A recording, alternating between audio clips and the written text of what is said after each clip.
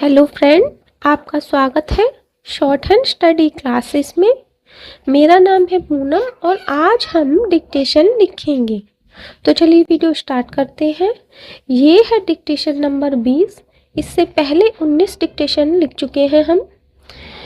ये डिक्टेशन उन स्टूडेंट्स के लिए है जो अभी शॉर्ट हैंड सीख रहे हैं।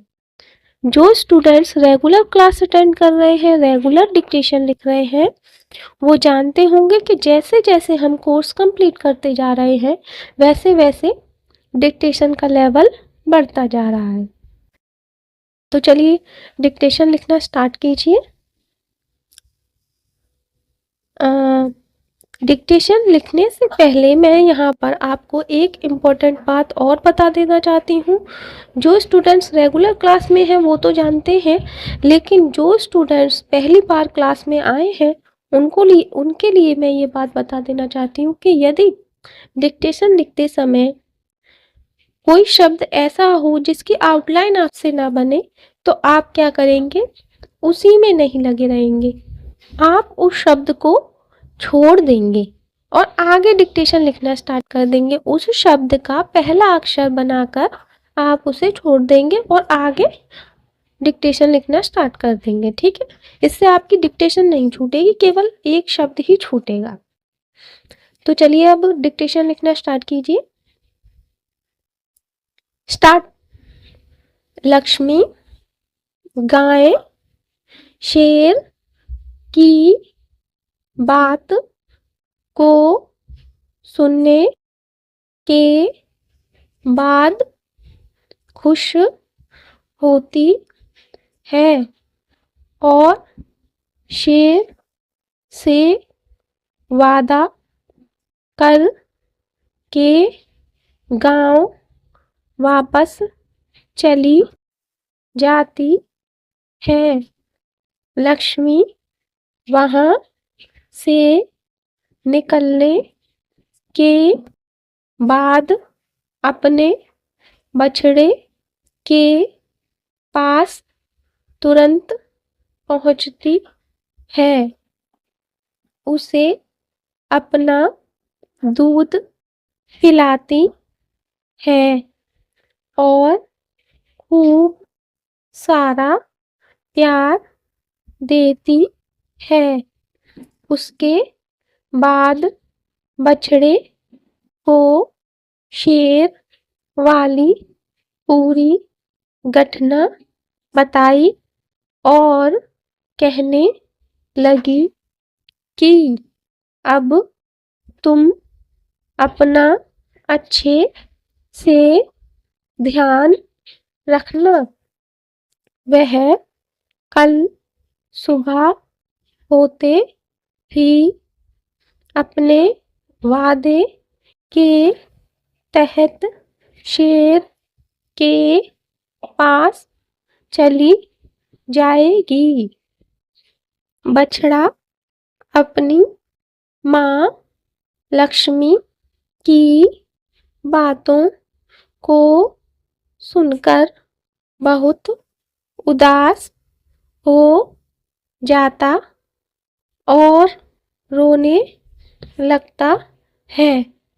अगले दिन लक्ष्मी अपनी ईमानदारी साबित करते हुए जंगल की ओर बढ़ जाती है। बछड़ा अपनी माँ लक्ष्मी की बातों को सुनकर बहुत उदास हो जाता और रोने लगता है। अगले दिन लक्ष्मी अपनी ईमानदारी साबित करते हुए जंगल की ओर बढ़ जाती है और शेर की गुफा के पास पहुंचकर उसे बुलाने लगती है और कहती है, अपने वादे के अनुसार मैं तुम्हारे पास आ गई हूँ। अब तुम मुझे खा सकते हो।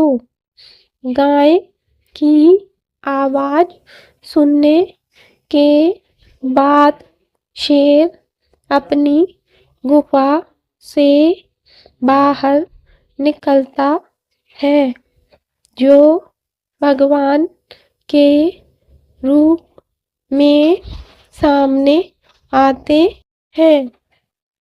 वह लक्ष्मी से कहते हैं, मैं तो बस तुम्हारी परीक्षा ले रहा था। तुम अपने वादे की पक्की हो। मैं तुम्हारी इस बात से बहुत खुश हूँ और अब तुम अपने घर वापस अपने बछड़े के पास जा सकती हो।